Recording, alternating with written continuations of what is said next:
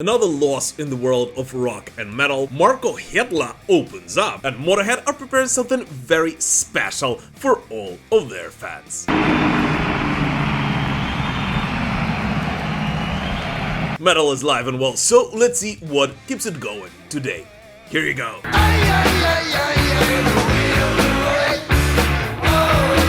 Cradle of Filth and the Valkyries.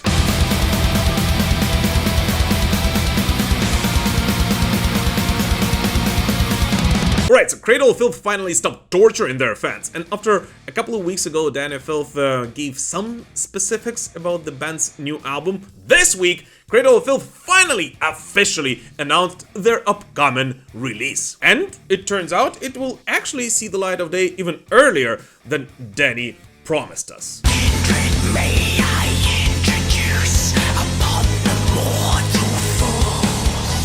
So the new Cradle of Filth album, titled as promised The Screaming of the Valkyries, will be released on March 21st this year via Napalm Records, and will feature 9 brand new songs.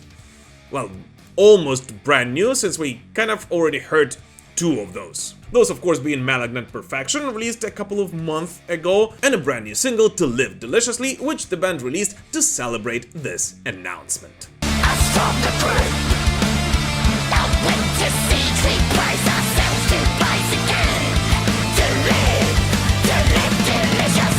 But now officially what this album will not feature is of course the long-awaited collaboration between Cradle of Filth and Ed Sheeran, which we've been talking about for the past couple of years now. But nevertheless, during our last interview, Danny Filth told us that this new album, sound-wise, will be a combination of this classic old-school Cradle of Filth, and thus of course should please every longtime band's fan.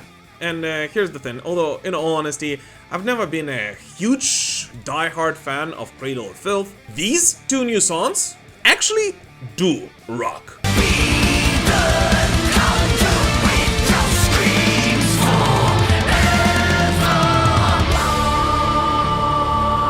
Here guys, as always, I simply have to point out that only around 30% of the people who watch my videos are actually subscribed to the Metal Pilgrim channel, so if by any chance you still haven't done so, and especially if this is not the first video you're watching here, I would really appreciate it if you would consider doing it right now. Let's continue building this amazing heavy metal community together.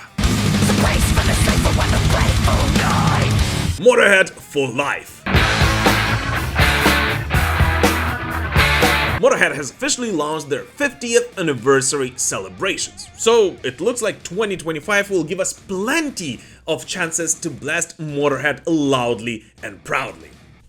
Well, not like we really needed them before that, but still. This year the band is rolling out a series of events and re-releases to keep the spirit of Lemmy alive, all of which will of course undergo under the banner of Motorhead For Life. You know I'm going to lose, and gambling's for fools. Kicking things off, the band has already dropped an updated version of their 1978 Top of the Pops performance of Louie Louie, and a remastered vinyl reissue of 3 of their iconic albums, those being Bomber, Overkill, and Ace of Spades, which, although in all seriousness is pretty awesome, but let's be honest here, is nothing really extra new or special, because Motorhead have been doing this quite a lot in the past couple of years. And so the thing which I am sure most Motorhead fans are mostly excited about with this 50th anniversary celebration is the events around it. Like for example a new statue of Lemmy, which is finally being erected in his town of birth, and of course will open on the International Motorhead Day,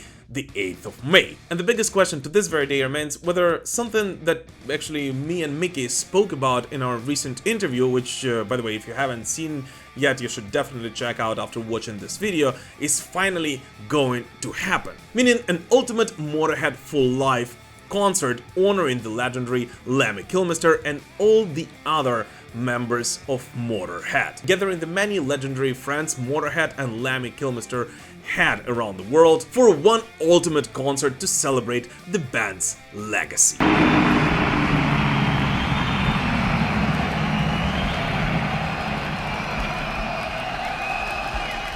But yeah, nevertheless, it looks like 2025 will bring us quite a lot of special Motorhead surprises. And the craziest thing about this band is that despite the whole fact that Motorhead is actually no more.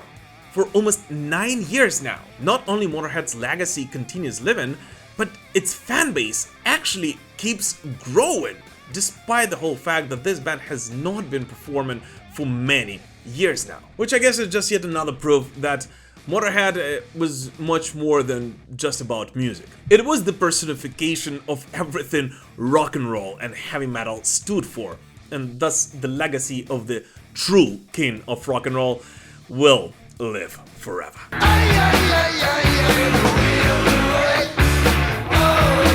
By the way guys, if you would like to support this show and rock some Metal Pilgrim merch at your next metal concert, I'll be more than happy to send it pretty much anywhere across the world, and you can of course order it via a link in the description to this video. And just in case if you guys decide to do that, thank you in advance.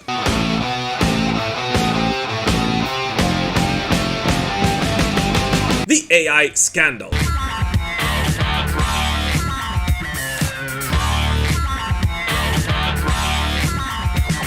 In the latest episode of What the Flip Did I Just Read, the CEO of an AI music company claimed that musicians actually hate making music, and that studying an instrument is some kind of outdated torture. I hate the music! I hate the music! And that's exactly why we have to give it all to AI. Yeah, seriously.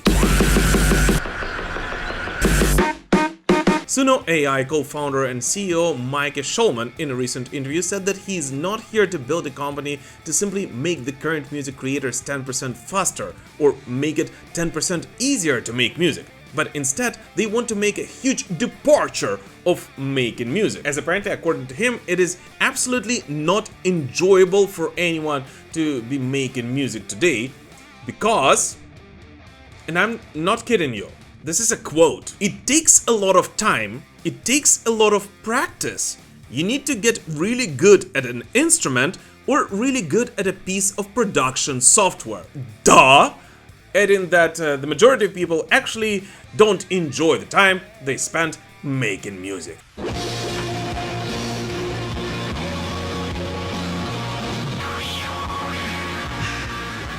God, son, that's wonderful. And now, I'm not here to tell you that AI is bad. I actually think that it can improve our lives in some aspects, and it's actually really good for some purposes, like for example making research or making information a bit more accessible, for example. But pretending that the heart and soul of music, the very thing that makes it art, is a chore that musicians despise, that's at the very least insulting to everyone who's ever picked up an instrument and to everyone who wrote all that music that their AI system learned from. And no, you can consider me an outdated fart, but in my opinion, learning an instrument is not an outdated thing in the 21st century. Quite the opposite. It is about discipline, creativity, and the actual joy of mastering something that is actually real. And it is these emotions and imperfections which make music great, which can only be done by humans, and this is something that AI can actually help us with. Do the stuff we shouldn't be spending too much time on, so that we have more time actually making music.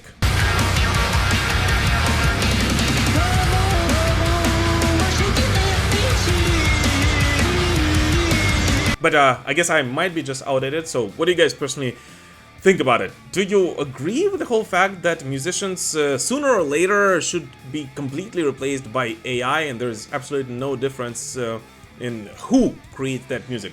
Please let us know in the comments. I'm actually really curious to find out what you guys personally think about it. Because, at least to me, the answer to this question is very one-sided, and I'm not on the side of the Sumo AI CEO whatsoever. And now the time has come for your favorite part of any metal digest, a part in which you don't have to look at my face. But we still get to discuss 5 latest releases from this week, which are definitely worthy of your attention. Electric Callboy are lighting up 2025 with their new single Elevator Operator. And true to Electric Callboy's signature style, this new song is just pure, unfiltered fun and a weird mix of funk, EDM and metal, which no one has any idea how, but still somehow does work. So if you're a fan of them, I'm sure you'll absolutely love it, and if not, well, you know, it's still the same old Electric Callboy.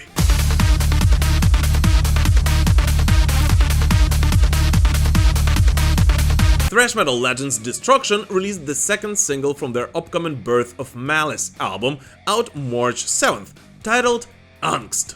According to Schmier, who by the way will join us on the show very soon, so if you have any questions for him, just drop them in the comments. This song is a criticism of evil forces who prey on the weakness of others, and urges fans to confront their inner demons and break free from mental chains.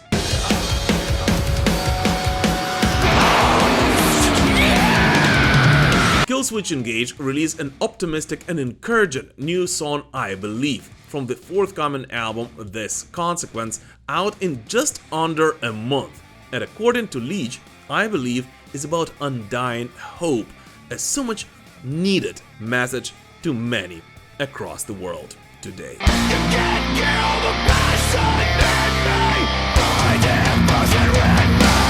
Progressive metal legends Dream Theater have unleashed the third single from the upcoming Persomnia album titled Midnight Messiah, the second shortest non-instrumental from the band's 16th output, which I'll share my full review of in a few days, by the way. But an interesting fact for now about Midnight Messiah is that this song marks Mike Portnoy's first lyrical contribution since 2009. Oh, and it also has a very, very catchy main riff and a chorus. Midnight Messiah. Ukrainian black metal legends Drudkh have dropped a new single, The Eve, and did it in a very classic Drudkh way, without any announcement or commentary whatsoever. But I guess, given the band's status in the world of black metal, this isn't something their loyal fans could ever complain about, as the whole fact that we get new music by Drudkh is a huge deal for every fan of the genre, no matter what.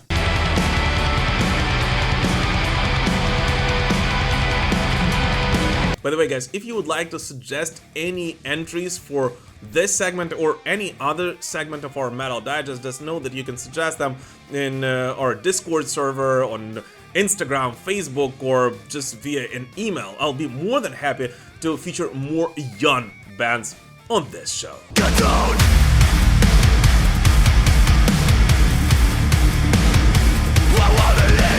Farewell to a legend. Can't keep away. Can't keep away.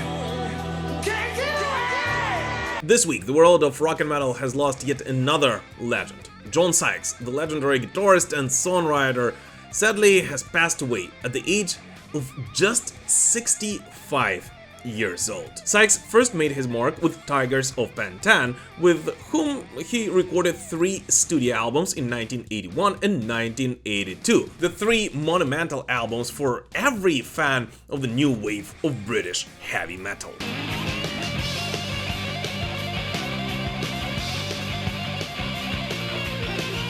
Yet, if I'm being very honest, it is mostly his work with Thin Lizzy and later on with Whitesnake which cemented his place in the annals of rock history, as it was on Thunder and Lightning and later on Whitesnake's self-titled album, which he released with the band in 1987, where John Sykes opened up as a very versatile guitarist, combining both aggression and romanticism in his playing. And of course that's why, after his death, gazillion musicians from all over the world, including Marty Friedman and a lot of other guitarists, started paying tribute to the legendary guitarist, naming him as one of the main influences for them when they were just starting out back in the 1980s. And the thing about John is that he actually has a very interesting career, as despite the whole fact that in reality he didn't actually release that many albums with major bands, yet still each one of the records John worked on has a very distinctive guitar playing technique, which has influenced generations of guitarists to come.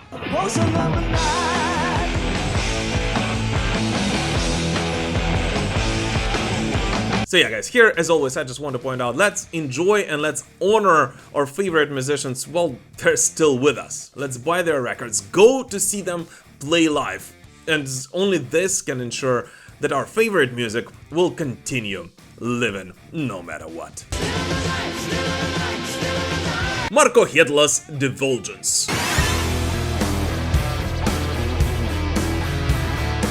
When a couple of years ago the legendary Nightwish bassist and vocalist Marko Hietala announced his departure, and not only from Nightwish but from music overall, this came as a real hit to many of his die-hard fans. And thus, of course, the recent news of his return on stage were met extremely enthusiastically by the metalhead community worldwide, especially that now Marko is going on a completely new journey, this time as a solo artist.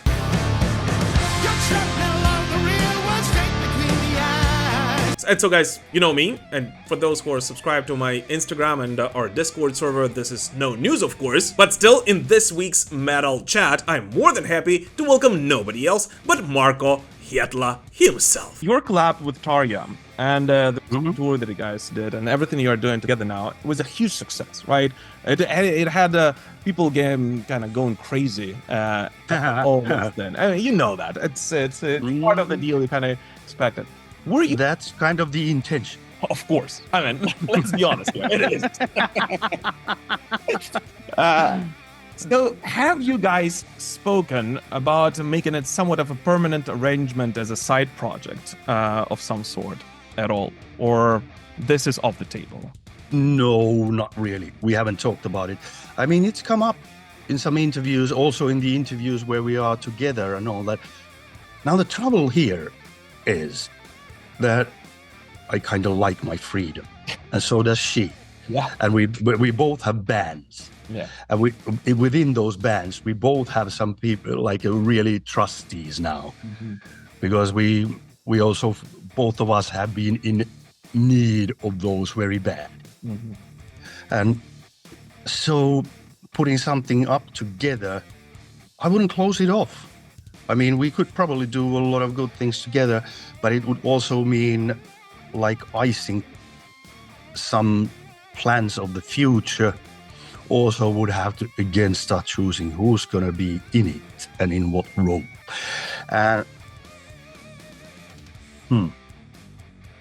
Yeah, maybe we should look at it in a totally other way.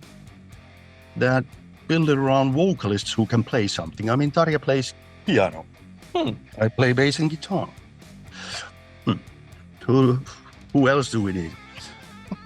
I'll join you guys. Castronova was singing pretty badass behind the drums. And that kind of stuff. I'm just looking for a home. I know I'm better left on Mars. The full interview with Marko is already available for all our patrons and all the sponsors of this channel, for whom, by the way, I'm very and very thankful, because, you know, it's thanks to you guys and to everyone who's supported me throughout this years that this channel even exists. And I will of course release it on the show next week, so don't miss it if you're a fan of Marko's. But for now, I just want to point out that the new Marko Hietala album, Roses from the Deep, is one of the most interesting releases of this year so far. And interesting not only because on it Marko is going pretty far from what, for example, Nightwish are doing these days, but also because I feel like it is somewhat of a reflection of the musical and personal journey Marko has been on for the past several years, making it a very versatile and a very honest album.